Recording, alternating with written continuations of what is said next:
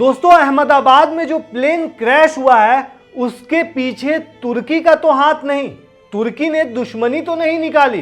जी हां दोस्तों, ये बात मैं नहीं कह रहा, ये बात बाबा रामदेव ने कही है। मतलब कुछ भी। हालांकि दोस्तों अहमदाबाद में प्लेन क्यों और कैसे क्रैश हुआ इसको लेकर जांच शुरू कर दी गई है। इसी बीच योग गुरु बाबा रामदेव ने साजिश की आशंका भी जाहिर की है। उन्होंने इस बात की जांच की मांग की है कि कहीं तुर्की में तो इसकी साजिश नहीं रची गई और ऐसा करके दुश्मनी तो नहीं निकाली गई।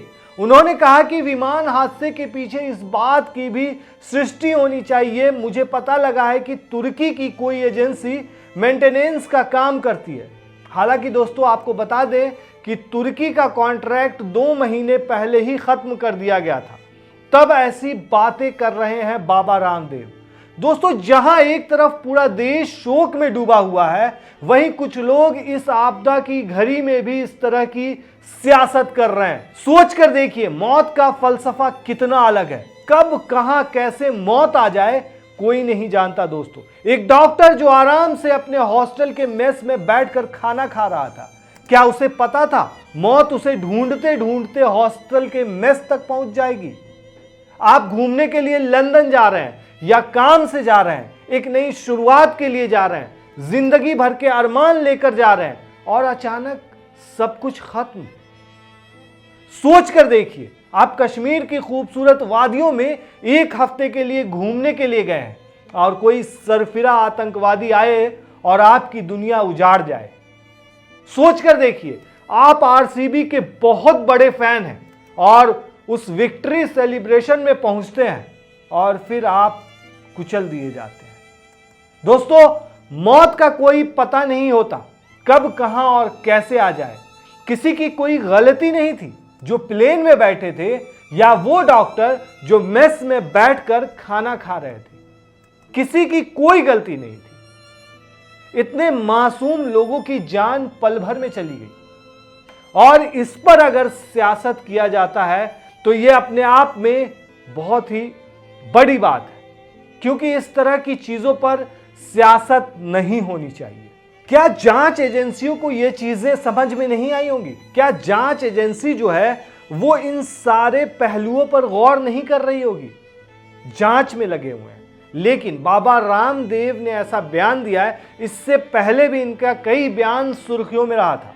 दरअसल दोस्तों एयर इंडिया का विमान A171 अहमदाबाद से लंदन जा रहा था। टेक ऑफ करते ही क्रैश हो गया। अहमदाबाद एयरपोर्ट से उड़ने के ठीक 2 मिनट में पास के ही एक मेडिकल कॉलेज के हॉस्टल पर गिर गया। जिस जगह ये क्रैश करता है उसी जगह पर हॉस्टल का मेस है। वहां पर रेजिडेंट डॉक्टर्स अपना खाना खा रहे थे और ये प्लेन उसी मेस की बिल्डिंग में जाकर टकरा जाता है। इस विमान के क्रैश हो जाने के बाद देश भर में उदासी है। तमाम नेता इस बारे में ट्वीट कर रहे हैं और कह रहे हैं कि हम उन परिवारों के साथ खड़े हैं जिन परिवारों ने अपनों को खो दिया, जो लोग अपनों से मिलने के लिए लंदन जा रहे थे, जो लोग अपना घर छोड़कर लंदन की यात्रा पर जा रहे थे। अब वे कभी नहीं लौटेंगे या फिर लंदन कभी नहीं पहुंचेंगे, कभी अपनों को नहीं देख पाएंगे।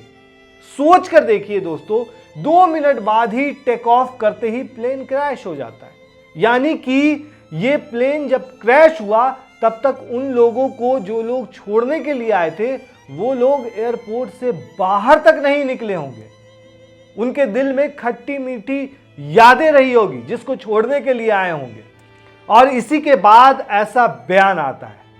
यह दुखद खबर दोस्तों सामने आई है और दरअसल हाल ही में पाकिस्तान में भारत के ऑपरेशन सिंदूर के बाद तुर्की के साथ तल्खी बढ़ गई थी। रामदेव ने इसी बात को लेकर शक जाहिर किया और जांच की मांग की है। बाबा रामदेव ने कहा कि इसलिए भारत को 100% ऐसे संवेदनशील मामलों में विदेशी लोगों के हस्तक्षेप को खत्म करना पड़ेगा। ये बात कहीं ना कहीं उनकी सही भी है।